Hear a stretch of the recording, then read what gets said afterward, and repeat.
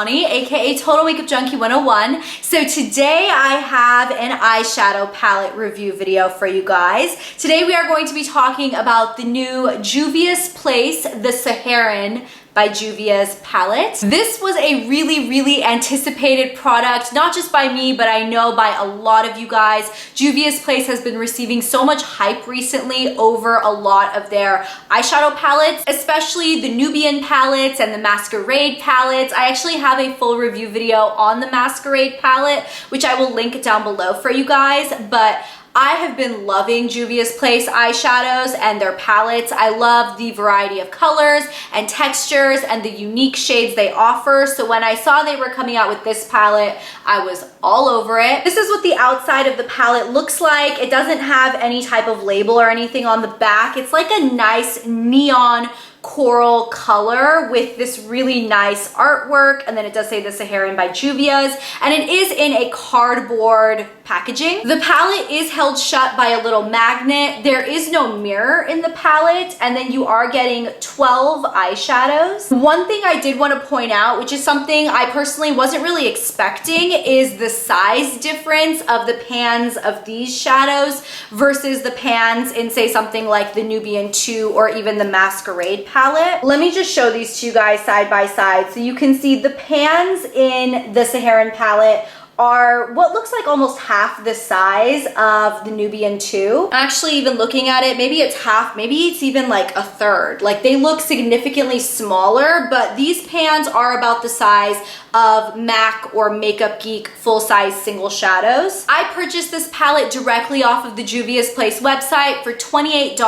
I actually have my receipt pulled up here on my phone because I wanted to let you guys know I did use a 10% off coupon code, which took off $2.80, but there was a $6.75 shipping charge. That is a very high shipping charge, I will say. Like, I understand shipping products and palettes is expensive, and it was very nicely wrapped. It had some bubble wrap, and you know, it was all wrapped up really well. But considering the palette itself is only $28 and I paid like $7 for shipping, that's like 1/4 the price of the palette itself. So that was a little disappointing. But anyways, moving away from that, let's go ahead and just do swatches of all of the colors you get in this palette. Before we jump into talking about the names, I just wanted to say that these names are not really in English. If I'm not mistaken, most of the Juvia's Place eyeshadow palettes are inspired by African culture. So it seems like all of these names are also from the African culture. So there's something I don't really know how to pronounce,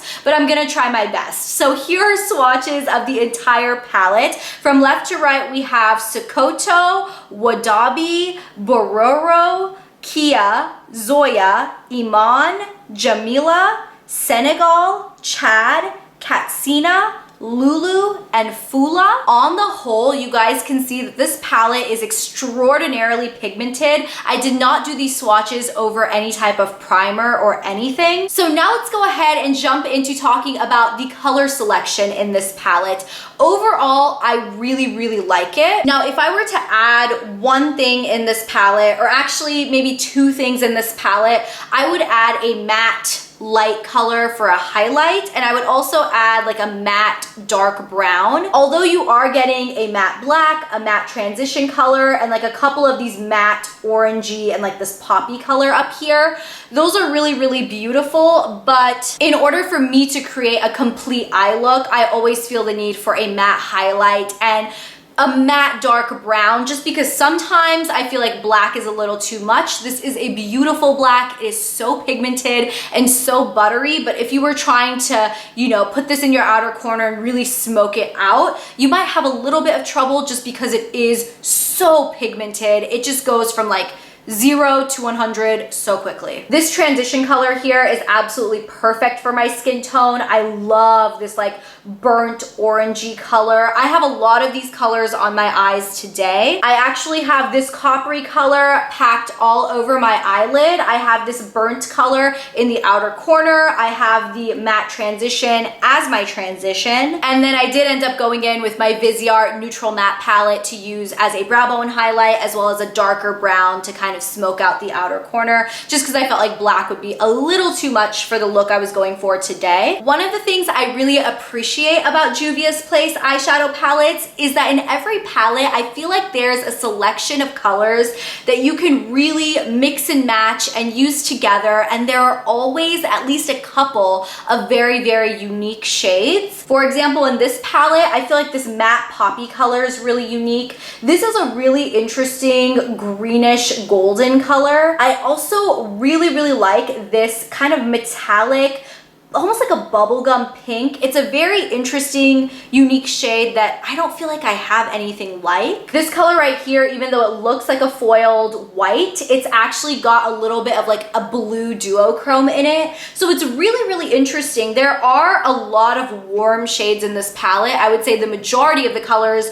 do lean warm, but there are also some cool tones to really kind of balance it. Like I said, this one with the blue shift is of course cool tone. This shade right here is fairly cool toned as well. Now let's go ahead and just talk about the texture of these shadows. I will say the texture of these shadows is exactly what I expect out of Juvia's Place. The mattes are so beautiful. They blend really, really nicely. They do kick up a little bit of powder. They are more on the powdery side, but that does make them very blendable. They are ultra pigmented. Every single matte shadow in this palette was just pigmented through the wazoo. Now in terms of these shimmery colors, there are a couple of shades like this one down here and this one over here, which I will say are more of like a metallic satin finish. They're not super foiled and they don't have as much pigment as the other foiled shadows do, but they're more of a subtle, just there color and sheen. I'm personally not a huge fan of those two in that particular formula, but